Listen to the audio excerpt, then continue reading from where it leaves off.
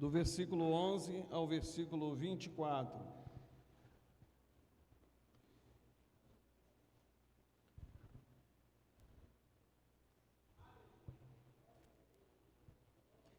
Quero, hoje pela manhã, até mesmo,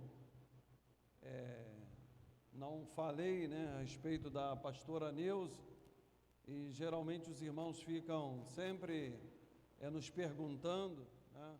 A pastora Neuza recebeu alta na terça-feira passada e, graças a Deus, está se restabelecendo cada dia mais melhor, né? Ela sempre manda saudação para a igreja, inclusive até mesmo cantando corinhos, né? Mandando corinhos para a gente, assim, no grupo, às vezes para nós, filhos, e nós contamos que a igreja continue, né, orando pela pastora, para que ela se restabeleça o mais breve possível. Amém? Amém.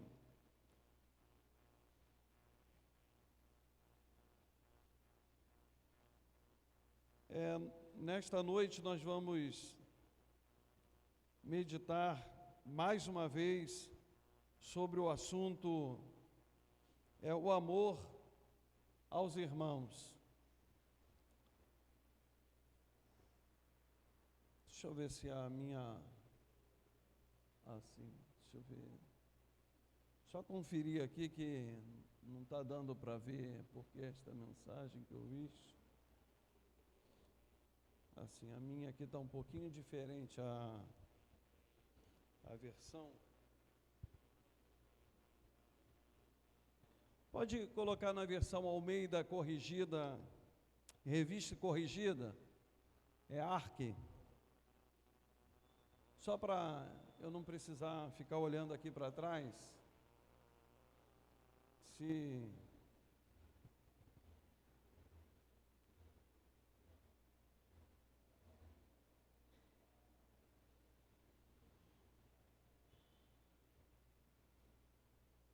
Não, ARC, não tem? Ah, sim. Então, deixa eu ver. Alguém tem essa versão que está aqui? A Almeida corrigida, fiel. Me empresta aqui, irmã. Valeu, paz, obrigado.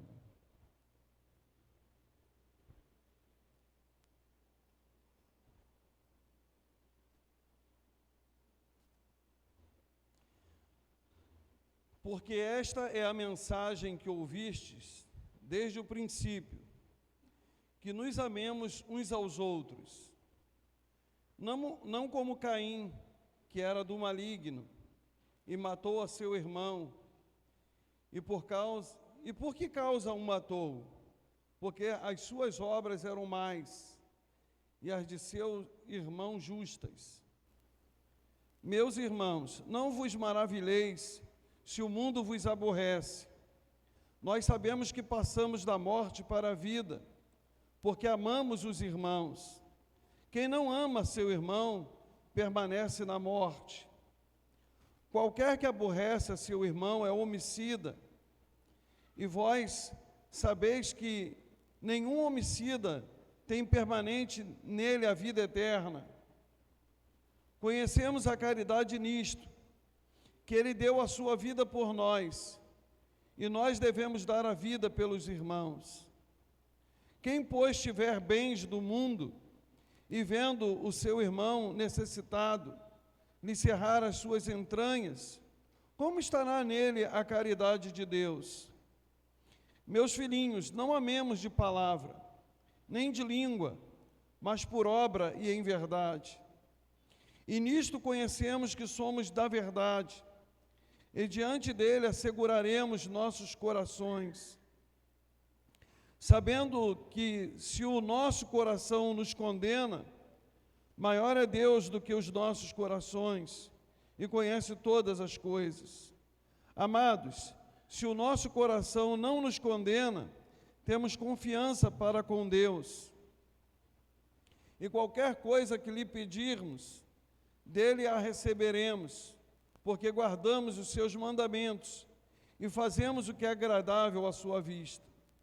E o seu mandamento é este, que creamos no nome de seu Filho Jesus Cristo e nos amemos uns aos outros, segundo o seu mandamento.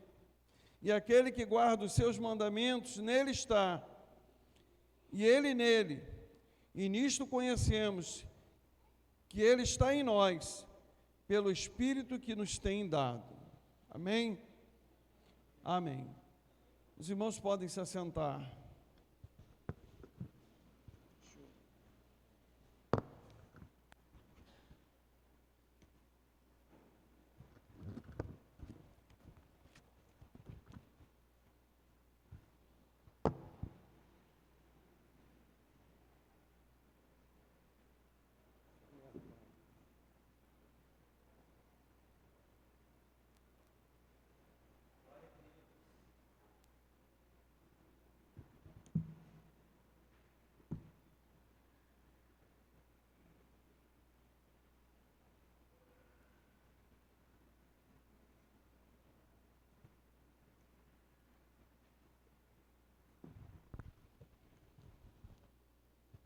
Irmãos, essa primeira carta de João, ela é uma carta muito importante para nós como igreja,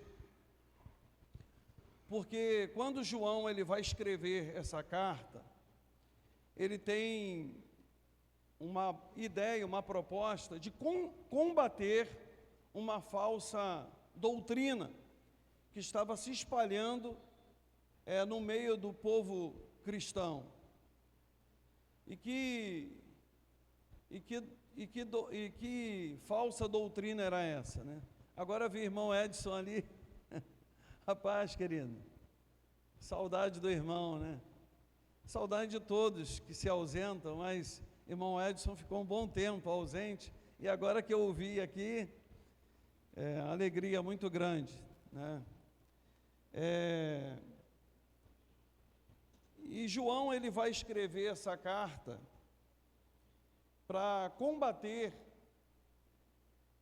algo que estava afetando a igreja, e que é importante nós estudarmos, nós meditarmos nesta palavra, porque isso também muda a nossa maneira de ver a palavra, e de também, tanto nós fazermos um teste conosco mesmos, né? Eu confesso para os irmãos que quando Jesus ele diz no Sermão da Montanha que no dia do juízo muitos vão chegar diante dele e dizer: Senhor, eu preguei no teu nome, Senhor, eu profetizei no teu nome, Senhor, eu fiz tudo isto, e a gente não vê que Jesus nega que aquela pessoa tenha feito, mas ele simplesmente ele fala: eu não te conheço. Então, todos nós que estamos na igreja, nós temos que ter essa preocupação, né? Será se eu sou crente de verdade? Será se eu fiz uma decisão genuína? Ou eu estou aqui porque caí de paraquedas e por acaso me encontro neste lugar aqui, acho que é legal, gosto das pessoas.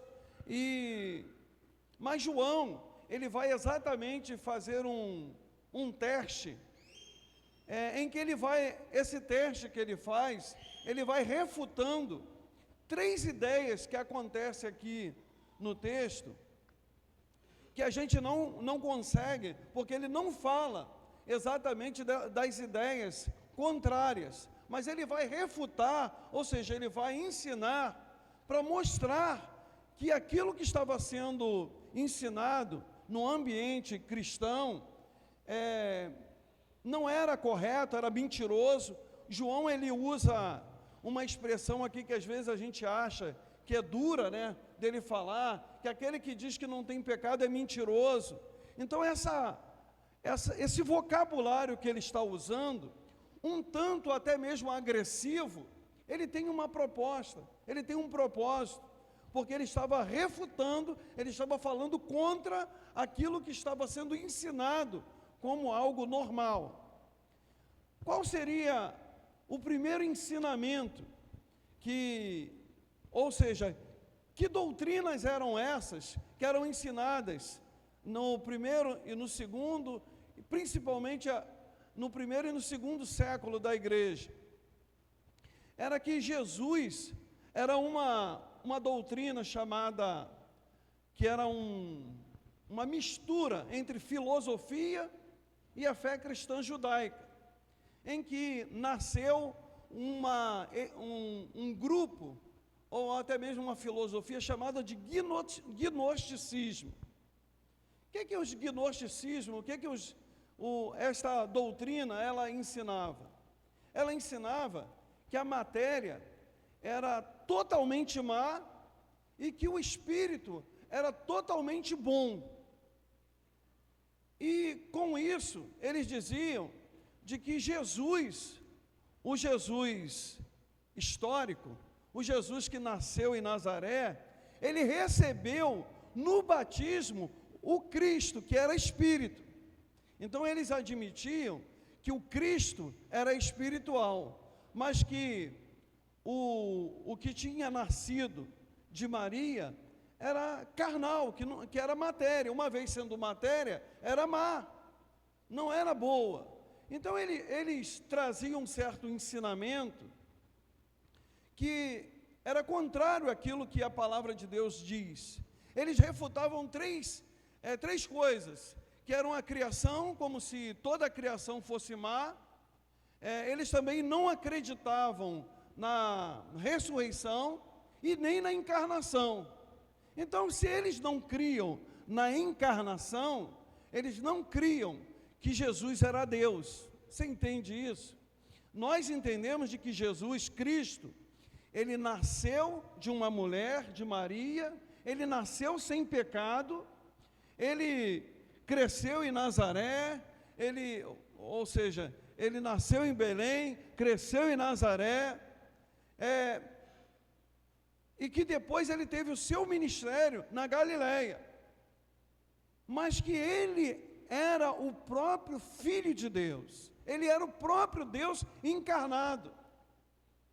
E aí João, ele vai repetir, você pode ver, lendo essa carta, que eu chamaria assim de uma forma como que fosse uma espiral.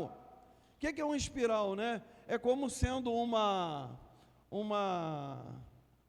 vamos dizer assim, uma circunferência em que o assunto ele vai girando, ele vai em torno da carta. João, ele repete várias vezes a mesma coisa. E quando ele chega no capítulo 2, ele fala a respeito das três coisas.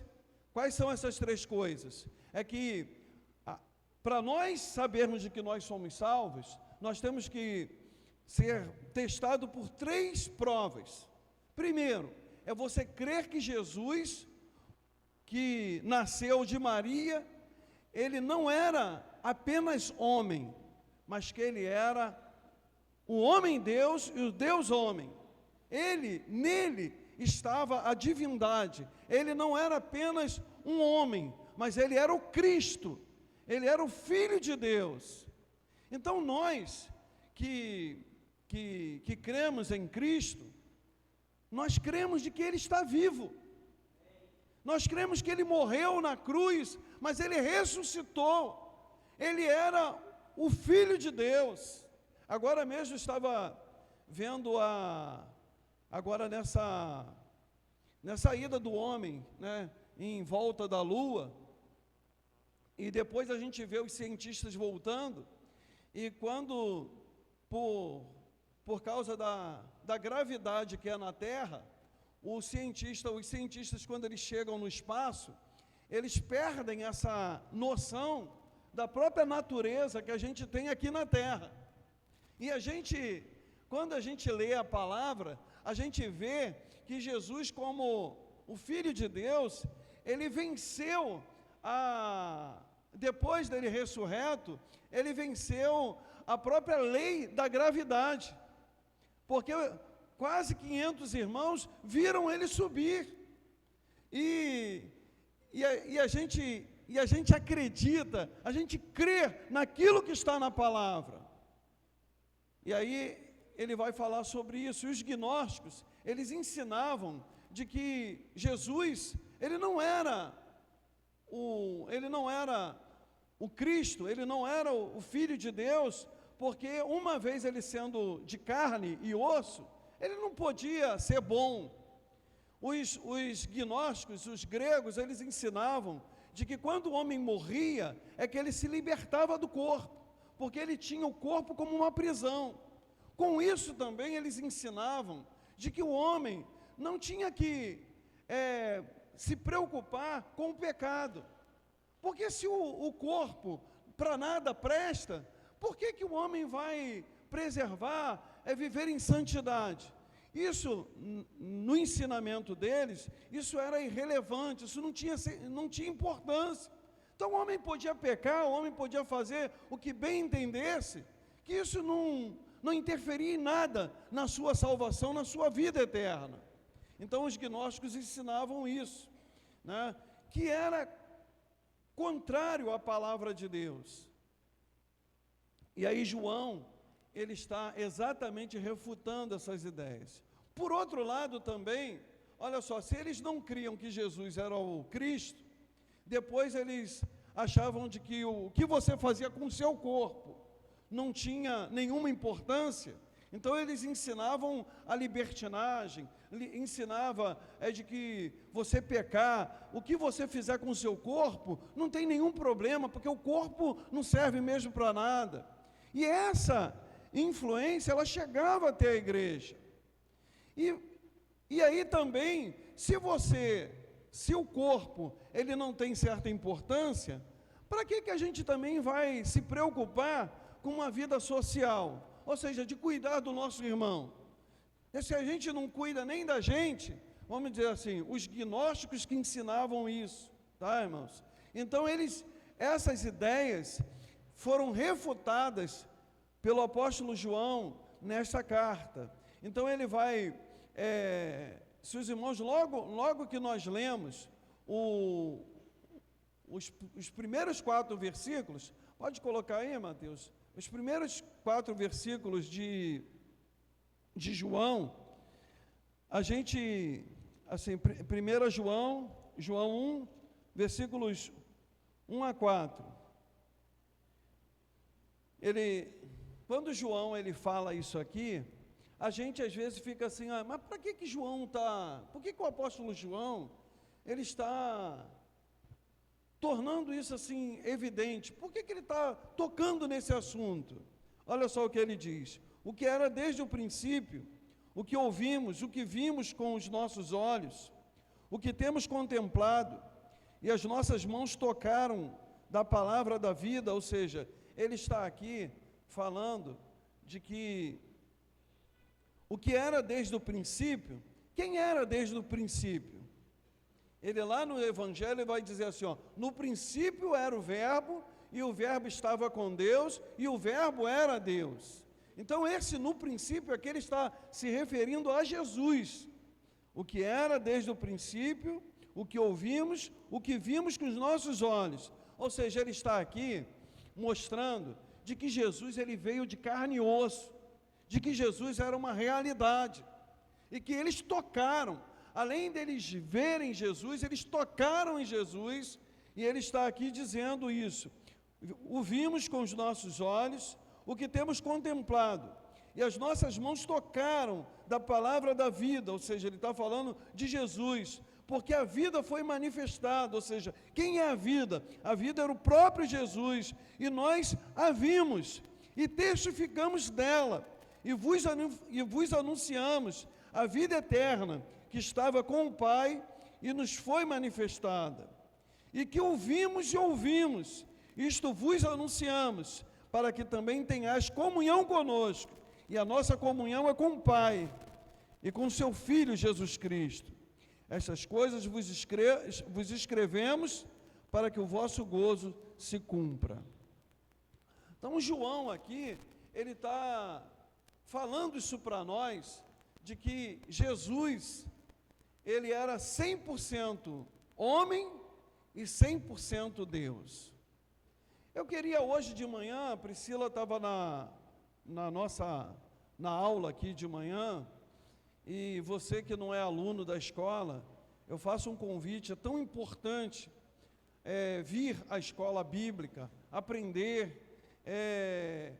Eu posso dizer de que a Bíblia é algo assim que a gente nunca esgota o nosso aprendizado, nós sempre vamos estar aprendendo, e a gente estava tocando exatamente nesse ponto, em que, será se todo mundo da Nova Holanda conhece a Jesus? Se você andar pela rua, será se todo mundo que mora aqui dentro conhece Jesus Cristo? Eu posso dizer para vocês que se você perguntar a cada morador aqui se ele conhece Jesus, ele vai dizer que conhece. Ele vai dizer para você. E por que o que ele vai estar dizendo, talvez tenha sentido para alguns. Ele conhece o Jesus. Que Jesus que ele conhece? Ele conhece o Jesus histórico. O Jesus que, no dia 25 de dezembro, todo mundo comemora a data do nascimento de Jesus.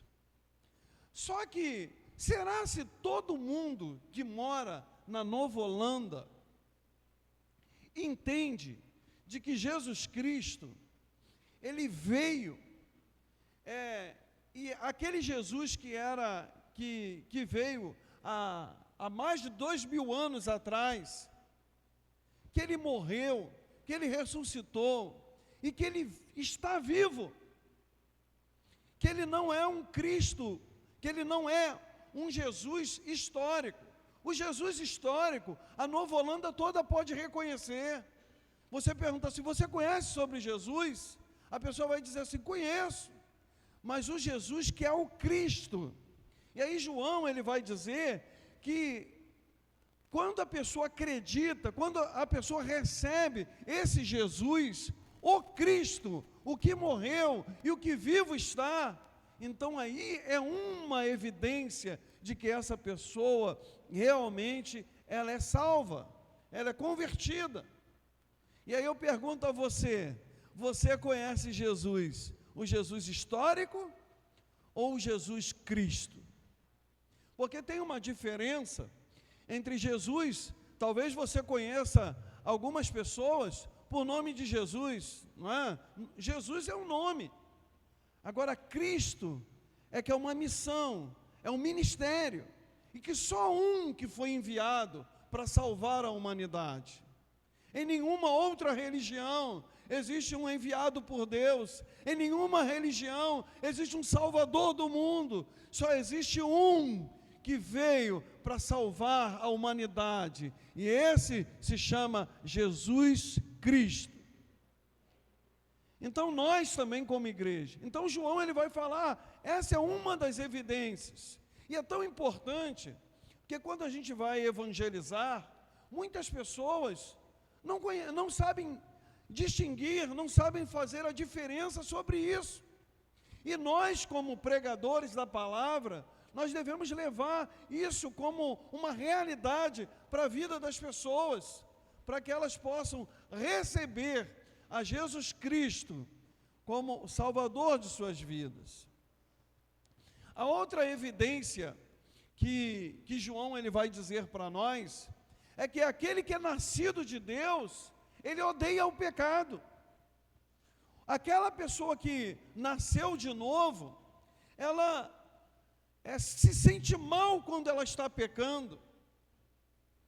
Nós todos nos sentimos, nós todos somos pecadores, e João vai dizer lá no capítulo 1, né, ele diz que se nós dissermos que não temos pecado, nós fazemos de Deus mentiroso. Então, por que João ele está dizendo isso? Porque os gnósticos, eles ensinavam de que não existia pecado, que não existia maldade, que Deus não cobraria nada do que você fizesse com o seu corpo. E aí João, ele vai dizer, se nós dissermos que nós não temos pecado, ele vai dizer que nós é que fazemos de Deus mentiroso. Porque se a gente diz que a gente não tem pecado, por que é que Jesus ele veio para morrer pelos nossos pecados? Então você mesmo está dizendo para Deus, né, que para que ele veio morrer pelo meu pecado, se no meu corpo não tem, se não tem problema nenhum eu pecar. E aí João ele vai dizer isso. Mas hoje eu quero chamar a atenção da igreja para o terceiro teste que João ele vai fazer, é sobre a prova social. É que ele diz de que se você diz que ama a Deus, e se você aborrece seu irmão, ele vai dizer de que a pessoa que faz isso, ela ainda está em trevas. Se você diz que ama a Deus, se você diz que ama a Deus, que você não vê, como é que você pode aborrecer a quem você vê? Se essa pessoa, aí João ele vai explicar, que se essa pessoa é imagem e semelhança de Deus, quando nós amamos um irmão, nós temos a oportunidade de mostrar para Deus que nós o amamos. E aí eu queria nos chamar a atenção aqui. Esta semana eu vi uma das experiências mais significativas da minha vida. Vi o meu pai com 90 anos passando as mãos na cabeça da minha mãe. E aquilo me encheu de orgulho, como um filho, cheio de orgulho e de alegria, por saber que a minha mãe é amada por nós filhos e que é amada por um homem que a valoriza e que a respeita.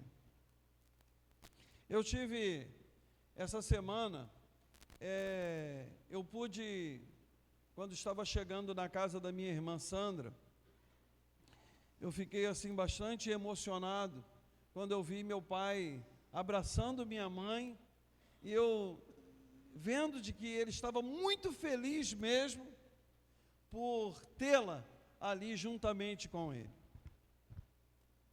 Eu fiquei muito feliz. E aí o que eu quero dizer aos irmãos, que isso é um bom sentimento que a gente tem. Semana passada, eu pedi aos irmãos, para os irmãos se abraçarem aqui. Lembra? Logo antes da mensagem, eu pedi para que os irmãos, até cantei um hino aqui, ministrei um louvor, para que nós pudéssemos nos abraçar. E foi tão gostoso aquele momento, porque eu tive até que interromper, né, porque senão os irmãos não paravam de se abraçar, né? E foi uma coisa muito gostosa. Mas o que eu quero trazer isso daqui para os irmãos é o seguinte, é que o amor de Deus não é isso. Apesar da gente achar bonito, da gente gostar, da gente se sentir bem, o amor de Deus não é isso. O amor de Deus é sacrifício. O amor de Deus é perdoar. O amor de Deus é você tolerar. O amor de Deus é você pagar o preço pelo seu irmão. É se sacrificar pelo seu irmão. E aí, eu trouxe essa ideia do sentimento gostoso, porque muitas vezes a gente pensa que o amor de Deus é isso. Quando a gente está sentindo, quando a gente está tendo um sentimento bom por uma pessoa, a gente acha que esse é o amor de Deus. E isso não é amor de Deus. A gente pode dizer que o amor de Deus é também isso, mas não é só isso. Porque senão a gente acha que... Porque se fosse amar, fosse assim, apesar de que eu vi ali no pastor Hamilton, eu confesso para os irmãos que é algo de Deus também que eu vi, porque quando um homem de 90 anos, ele está apaixonado pela sua esposa, com quem eles estão casados há quase 70 anos, e eu vi que era verdade. E eu estava até falando para minha mãe, nessa semana, ainda estava lá no hospital, e dizendo para ela assim, porque ela falando, poxa, mas que bênção, a minha família, a minha vida aqui nesse hospital marcou aqui, porque as médicas diziam, Dona Edice, a senhora tá a pessoa mais famosa dentro desse hospital, todo mundo está querendo vir conhecer a senhora. E eu estava dizendo para ela assim, mãe, sabe por que isso? Porque Jesus habita em nós. Nós não seríamos nada disso, a senhora não seria nada disso. O amor de Deus é que transforma a nossa vida. A vida de Deus em nós é que nos transforma. Então esse amor de Deus, irmãos, é que nós precisamos viver na igreja, nos nossos relacionamentos. Nós precisamos de estar conectados uns com os outros. Não é fácil. Irmãos, relacionamento é uma coisa difícil. Sabe, também não é aqui, igual eu expressei aqui o amor, né? A alegria do irmão Edson. Mas o amor de Deus é a alegria e a expressão para todos. De nós sentirmos a falta de todos. Todos são importantes. E de nós podermos estar conectados uns com os outros. Nós fazemos uma conexão. Primeiro eu poderia dizer para a igreja, irmãos, olha, o que nos une, o que deve nos unir primeiro, a primeira coisa que deve nos unir, deve ser o nosso propósito. Qual é o propósito da igreja? Qual é a missão da igreja? A missão da igreja é de nós ganharmos a Nova Holanda para Jesus. De nós levarmos essa palavra. Eu tenho orado ao Senhor, eu tenho dito, Senhor, me levanta, Senhor, para fazer essa obra, me levanta, Senhor, para operar, para fazer aquilo que o Senhor quer. E sabe, irmãos, mesmo quando a gente não vê ainda aquilo que Deus vai fazer, mas pela fé, a gente pode acreditar, por saber que Deus está conosco, que essa obra é dele, ele garante, quando ele fala aos nossos corações. Agora nós precisamos, a primeira coisa, é que o que tem que nos unir é o nosso propósito. Qual é o nosso propósito? O nosso propósito é de nós ganharmos a Nova Holanda para Jesus. E aí, se esse é o primeiro propósito, eu não posso ganhar a Nova Holanda sozinho. O pastor não pode ganhar a Nova Holanda sozinho. O irmão não pode ganhar a Nova Holanda sozinho. Nós precisamos de nos conectarmos, nós precisamos de nos ligarmos uns aos outros, e dentro desse propósito, nós podermos trabalhar para o Senhor. Mal comparando, a gente, agora essa semana, a gente teve uma perda, para mim, assim, que gosta de esporte, na sexta-feira foi um dia muito triste para o Brasil, porque o Brasil perdeu um jogador de basquete, o Oscar, que para nós, para muitos, ele era um exemplo dentro da quadra e fora da quadra também. Né? Um homem de caráter, dentro da sua biografia, um homem de caráter, um homem que tinha valores que são importantes para a sociedade, como respeitar e cuidar da sua família. E eu estava ouvindo uma repórter, ela falando assim, o Brasil, aí eu vou dizer o que ela disse, tá, irmãos? Que o Brasil é o único lugar onde as pessoas não valorizam o seu atleta. E aí ela estava fazendo a comparação a respeito do Neymar, né? Em que muitos estão torcendo para o Neymar ir, mas muitos também estão torcendo para ele não ir, que ele não merece. E aí ela estava dizendo assim, que isso ela só conhece aqui no Brasil, onde os seus compatriotas torcem contrário a alguém do seu país, que ela não conhece isso nas outras nações que ela conhecia. E aí eu estava trazendo para cá, para nós como igreja, né? Nós como igreja, nós precisamos de ter esse sentimento, esse entendimento, de valorizar os nossos irmãos, de nós cuidarmos uns dos outros, de nós, ao mesmo tempo de nós cuidarmos uns dos outros, nós também não termos inveja uns dos outros, nós querermos o melhor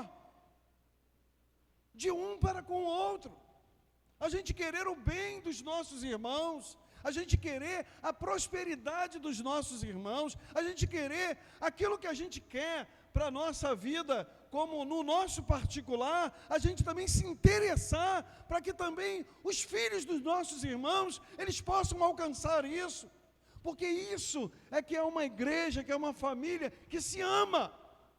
E aí eu poderia estar aqui, não me preocupando com isso de falar isso à igreja, mas irmãos, anunciar faz parte da pregação, de se levar o evangelho às pessoas. As pessoas também, elas precisam ver o amor, sentir o amor entre nós. Nós precisamos entender de que é algo que nós precisamos de nos preocuparmos. Se é uma evidência de salvação, eu preciso amar meu irmão, eu preciso querer bem para o meu irmão, porque se eu não quero o bem do meu irmão, se eu não me interesso pelo meu irmão, eu tenho que me fazer essa pergunta: será se eu sou crente? Será se eu sou crente? Porque se eu não amo os irmãos, se eu não valorizo os irmãos, se eu não perdoo o irmão, se eu estou mais querendo que algum irmão morra, né? Não tem assim? Tem gente que pensa assim, né? Eu não queria que, às vezes, a gente como homem, né, assim, sem Deus, a gente pensa assim, se fulano de tal morrer, para mim não vai fazer diferença nenhuma, né? E isso, a palavra aqui que nós lemos, está dizendo de que Caim, quem foi Caim? Caim foi o filho de Adão e Eva, Caim matou Abel. E por que Caim matou Abel?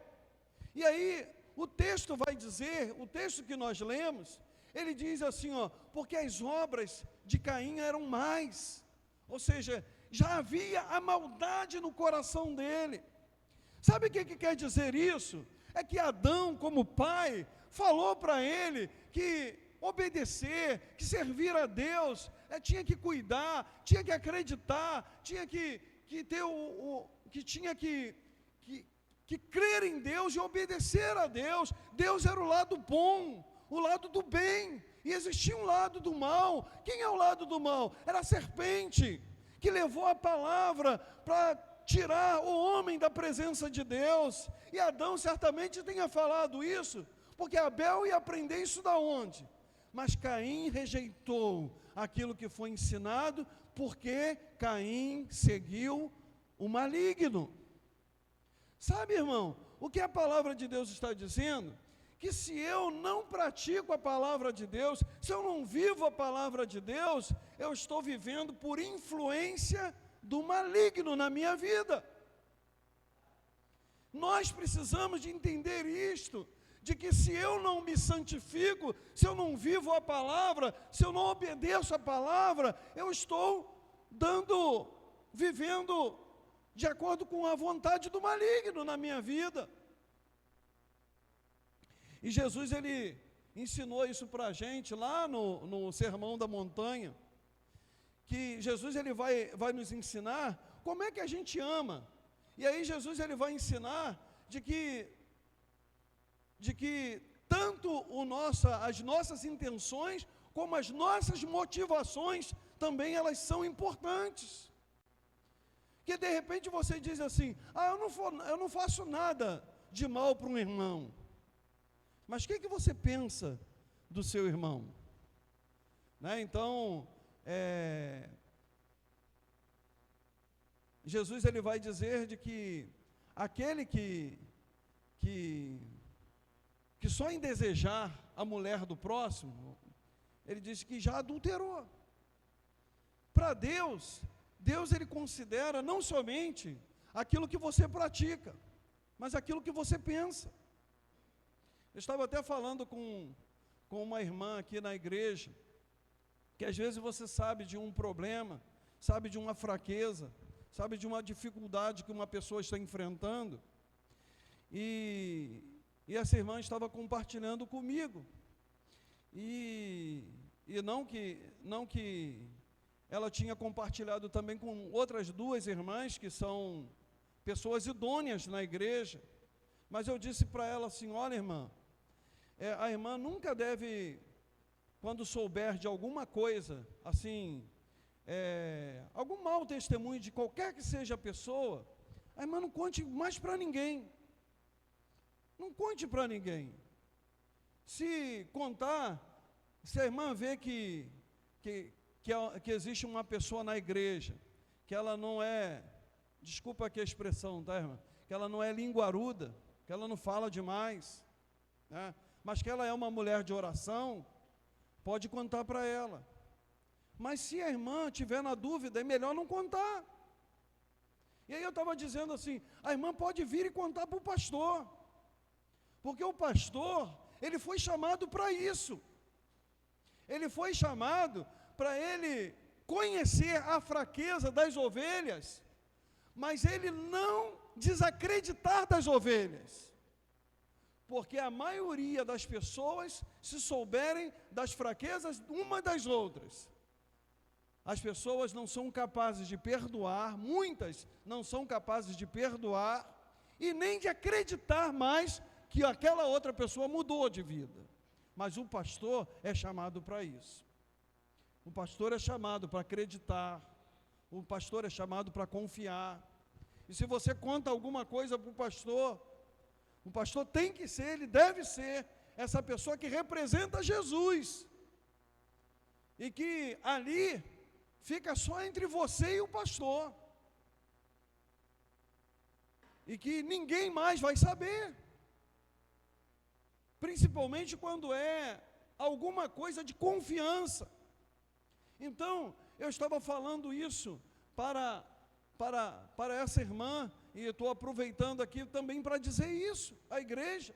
Às vezes tem coisas que você não pode nem pedir oração, que às vezes numa oração você faz uma fofoca, porque se você vai pedir oração sobre alguma coisa que é do privado, que é do íntimo, do foro íntimo de uma pessoa, você está expondo aquela pessoa às vezes numa oração.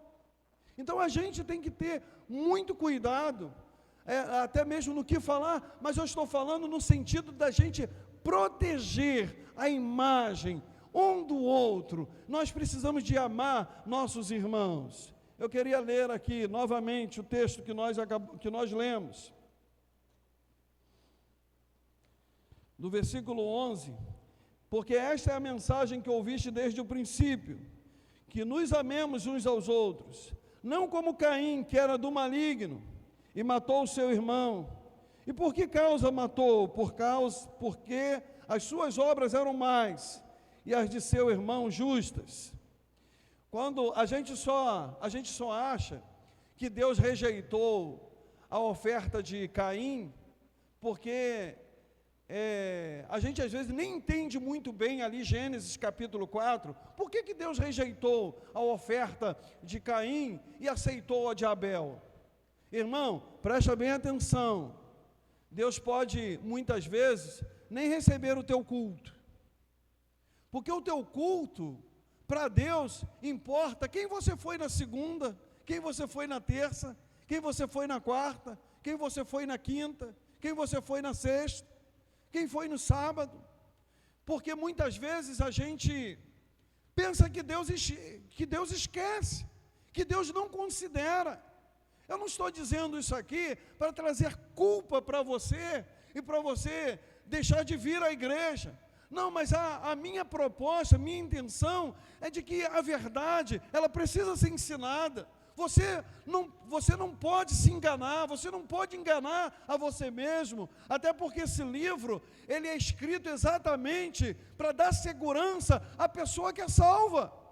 Agora, é importante também a gente pensar que tem muitas pessoas que podem estar tendo segurança numa mentira. Não é crente nada, não se arrependeu de nada, não mudou o seu coração. Você pode, aparentemente, mudar aqui o seu comportamento na igreja, mas quem é você quando ninguém está te vendo? Quem é você quando está dentro do seu quarto, sozinho? Quem é você? Então, Deus, Ele conhece quem é você. E aí, Deus, Ele quer exatamente a mudança de quem é você quando você está sozinho. O que você fala com Deus? O que você conversa com Deus? E aí, Caim, ele não queria nada com Deus, e depois ele quis oferecer uma oferta para Deus, e Deus rejeitou. Isso é uma prova de que Deus não aceita qualquer coisa. Às vezes a gente tem uma ideia, uma falsa ideia, de que Deus é um paizão, que agora no período da graça, Deus aceita tudo, Deus recebe tudo, Deus passa a mão na cabeça de todo mundo. Isso não é verdade. Deus, Ele continua sendo o mesmo, ontem, hoje e eternamente. Então, andar como Caim, o apóstolo Paulo, ele vai dizer que é para nós não amarmos de fingimento. Nós podemos dizer para o irmão que a gente o ama, mas isso pode ser um fingimento, isso não pode ser verdadeiro. Versículo 13: meus irmãos, não vos maravilheis se o mundo vos aborrece. Nós sabemos que passamos da morte para a vida, porque amamos os irmãos. Quem não ama seu irmão permanece na morte. Qualquer que aborrece a seu irmão é homicida. Olha, ele vai falar de uma forma dura, que a gente, para mim, quando João ele está escrevendo isso aqui, e inspirado pelo Espírito Santo, ele está aqui trazendo uma verdade, como se estivesse assim, acordando, tá? Não deixa ninguém viver enganado, quando ele diz que qualquer que aborrece a seu irmão é homicida. E vós sabeis que nenhum homicida tem permanente nele a vida eterna. Conhecemos a caridade nisto, que ele deu a sua vida por nós, e nós devemos dar a vida pelos irmãos. Irmãos, o que é dar a vida pelos irmãos? Eu até penso assim, né? Tem coisas na Bíblia, que se eu dissesse que não tivesse na Bíblia, as pessoas iam dizer assim, o pastor está pirando. Mas é a Bíblia que está dizendo isso aqui para nós. Assim como Jesus deu a vida por nós, nós também devemos dar a nossa vida pelos nossos irmãos.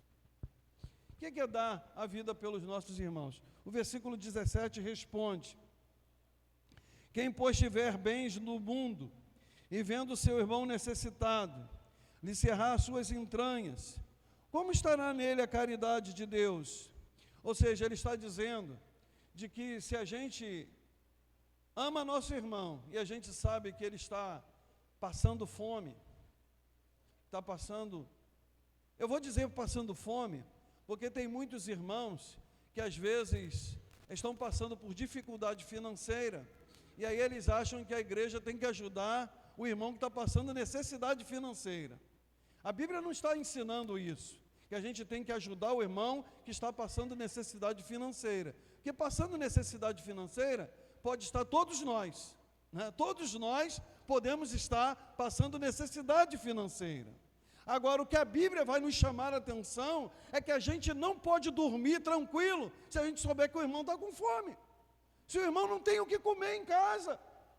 A gente não pode simplesmente achar que a vida está normal, não. É uma responsabilidade nossa. A gente tem dito para a irmã, responsável pela beneficência da igreja, uma pessoa que estiver necessitada de comida, nós não podemos negar, nós vamos fazer de tudo para ajudar essa pessoa. Isso é um compromisso, uma responsabilidade que João ele está dizendo isso para nós. Nós não podemos achar que seja normal um irmão estar necessitado e a gente ficar numa boa. E aí eu vou dizer, irmãos, que para a igreja, muitas vezes, a gente precisa esse assunto, é um assunto que acaba sendo delicado e acaba sendo complexo, né? Por quê? Porque nós, principalmente no Brasil, nós não temos uma educação financeira. E por causa de nós não termos uma educação financeira, nós nunca guardamos dinheiro. A gente sempre gasta aquilo que a gente não tem. É uma cultura nossa. Errado. Nós fazemos errado e eu também me coloco nessa condição da mesma situação, de gastar além do que eu posso. E aí a gente fica todo enrolado financeiramente. E depois a gente quer até fazer campanha. Mas às vezes a gente vai fazer campanha, não vai resolver, porque não tem educação financeira de como gastar suas finanças. A gente faz aquilo que não pode e depois a gente fica sem dinheiro. Então eu estou falando isso aqui à igreja, porque a necessidade financeira é uma realidade de todos nós, mas nós também temos que admitir que nós não temos uma educação financeira. Nós nunca gastamos menos do que nós recebemos. Pelo contrário, né? Eu mesmo tenho falado comigo e com Deus, né? Senhor, me livra do cartão de crédito. Mas eu ainda não consegui me livrar. Por quê? Porque no cartão de crédito, comprar no cartão de crédito é a mesma coisa do que comprar fiado, né? A gente gasta o que não tem. E é tão gostoso, né? Que a gente chega ali para fazer um lanche. Quanto é que é o lanche? É tanto. Passa aí o cartão. Na hora é uma delícia, né? Quando a conta chega, a gente fica até com dor de cabeça. Mas, queridos, meus filhinhos, não amemos de palavra, nem de língua, mas por obra e em verdade. Irmãos, tem uma frase aqui, que na semana passada, essa frase é muito importante para a nossa vida, para a vida da igreja, para a minha vida. Até mesmo porque para mim é muito maior a responsabilidade, porque eu prego muito mais do que os irmãos aqui em público. Mas, irmãos, nós não somos quem nós pregamos. Você pode repetir essa frase comigo? Eu vou falar ela toda para você repetir consciente. Nós não somos quem pregamos, nós somos o que fazemos. Você concorda comigo? Se você concorda, você pode dizer comigo? Nós não somos o que pregamos, nós somos o que fazemos. Os irmãos entendem a responsabilidade que nós temos? Nós precisamos, irmãos, de pregar o Evangelho. Quando a gente diz que a Nova Holanda é de Jesus, nós temos responsabilidades de sair pela rua e de nós levarmos essa palavra para cada um morador da Nova Holanda. Dizer de que Jesus Cristo, Ele veio e que um dia Ele voltará. Irmãos, é do jeito que a gente está vendo a humanidade, do jeito que a gente está vendo as reportagens, irmãos, o tempo do fim está chegando. Eu sei que a gente, quanto mais velho a gente vai ficando, parece que a gente até que é o fim mesmo, né? Para a gente não morrer. Mas é uma realidade, irmãos. As coisas que estão acontecendo no mundo, a Bíblia, ela é a palavra de Deus. Nós amamos a palavra de Deus. Irmãos, agora a gente está chegando a uma época em que o dinheiro está sumindo, né? A gente quase não usa mais o dinheiro. E a gente está vendo que as coisas estão se desdobrando para o chip, para a gente não, né? Porque se a gente é filho de Deus e diz que todo aquele que receber a marca da besta não pode ser salvo, né? Então nós não vamos receber a marca da besta. Amém?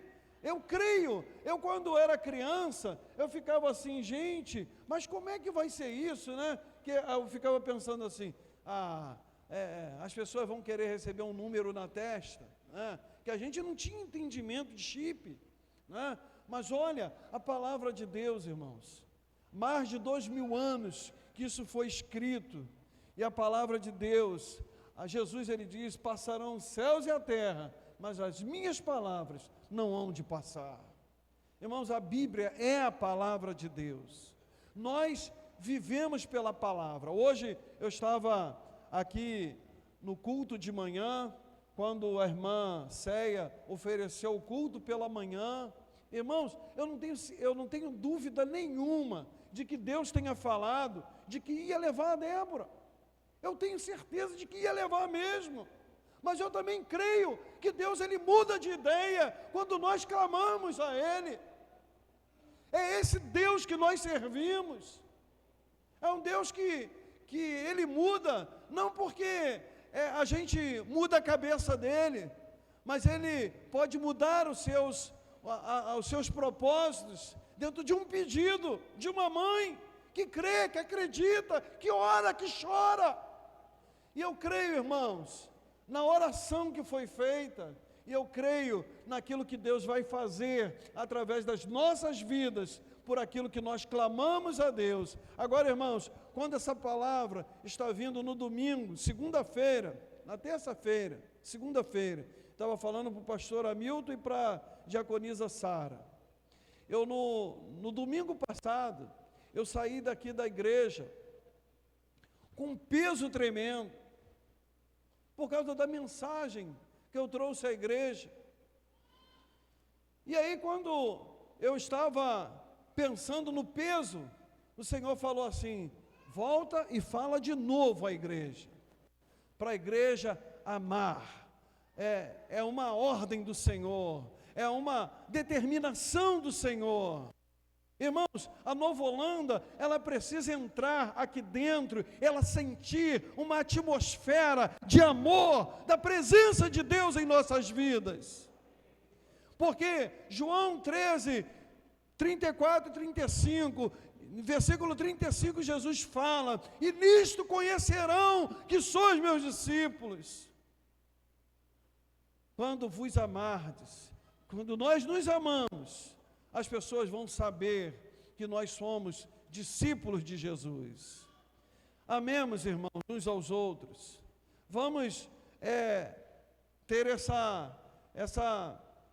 disposição de amar, não como um sentimento que você gosta de um irmão. Às vezes a gente tem mais afinidade, tem mais jeito de gostar do jeito dos irmãos, mas a gente tem que gostar de todo mundo, a gente tem que amar a todos. A gente tem que ir em busca de todos, e não somente daqueles que a gente gosta, que tem um cheirinho, que, poxa, aquele irmão tem um cheirinho, que é um cheirinho que é agradável, né? É bom abraçar ele, mas tem aquele irmão também que não vai ter aquele cheirinho, mas que você vai também ter que abraçar. Você vai ter que abraçar, você precisa amar o irmão.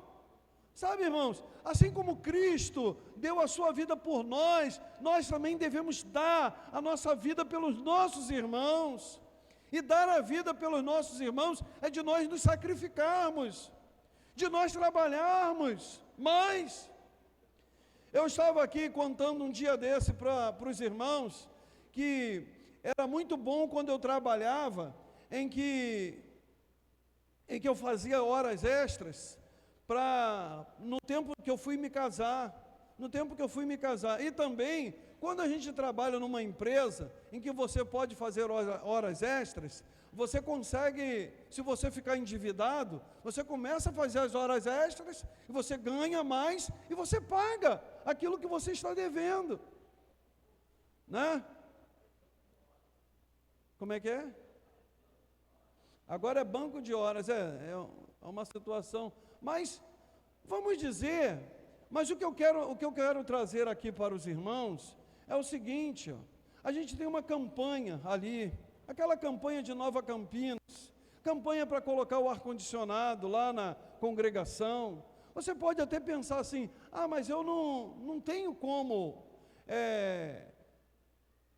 o meu salário não comporta mais dívida nenhuma, eu não tenho mais como me endividar para fazer uma campanha na igreja. Mas pensa bem, vou falar aqui uma coisa, como um empreendedor, pensa bem, você não pode, de repente, eu estou pensando aqui, porque eu tenho coragem para fazer isso, pedir a minha esposa para fazer um bolo, e eu pensar assim, eu vou sair na rua, vou vender esse bolo, e o dinheiro que eu ganhar desse bolo vai ser a minha oferta. Eu vou prejudicar a minha família em alguma coisa? Eu vou dar algum prejuízo para a minha família? Não. Aí, de repente, o irmão que trabalha com venda, o irmão pode pensar assim, a minha meta é tanto, mas eu posso fazer uma meta maior e pedir a bênção de Deus para alcançar uma outra meta, porque eu quero participar. Sabe, irmãos, a Bíblia fala que é o quão bom e quão suave é que os irmãos vivem em união. Quando a gente diz isso, é quando tem uma campanha, não é a campanha só para alguns participarem, é para todos participarem, e nós precisamos de nos unir, nós precisamos de pedir a Deus, Senhor, me dá inteligência, me dá capacitação, Senhor, me ajuda, Senhor, para eu empreender, para eu fazer algum dinheiro, para eu poder abençoar a Tua obra, e nós podemos pensar assim, para nós fazermos a obra de Deus em unidade, e até mesmo se tiver que ajudar um irmão, né? A gente teve aí a experiência da gente pedir ajuda, e a gente foi tão abençoado, tantos irmãos que se uniram para abençoar, um doando uma coisa, outro doando outra, e é assim que a gente deve viver, ajudando uns aos outros, e cooperando, e abençoando, para que a obra de Deus, ela possa ser feita e realizada. E eu peço que o Espírito Santo de Deus, ele possa completar ainda a sua palavra e a sua verdade em nossas vidas, e que nós todos, nós possamos entender de que nós não podemos amar somente de palavra, nós temos que fazer alguma coisa. Essa semana eu recebi um telefonema de uma pessoa que não é nem daqui da igreja, e eu senti que aquela irmã, na hora, eu confesso para os irmãos, que eu pensei assim, eu não tenho que ficar ouvindo essa irmã, ela não é nem daqui da igreja, eu pensando comigo mesmo, né? Eu não tinha condições. Aí o Espírito Santo falou assim, ouve ela precisa de falar. Sabe, às vezes você não está nem disposto a dar 10 minutos a ouvir uma pessoa.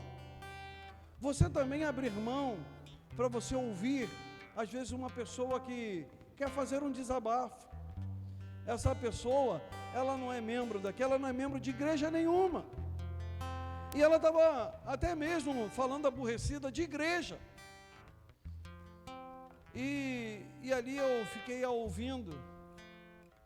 E depois eu até marquei, depois que o Espírito Santo falou ao meu coração, eu até marquei de poder fazer um gabinete, poder ouvi-la, de poder atender, porque o amor de Deus, ele alcança a todo mundo, e ele quer que nós amemos mesmo as pessoas. Sabe, às vezes a gente tem que parar de julgar as pessoas, julgar as pessoas de malandro, de espertos, né? Às vezes ali em frente ao mercado, ali no supermarket, bem pertinho de casa, eu sempre vejo um monte de gente ali, né?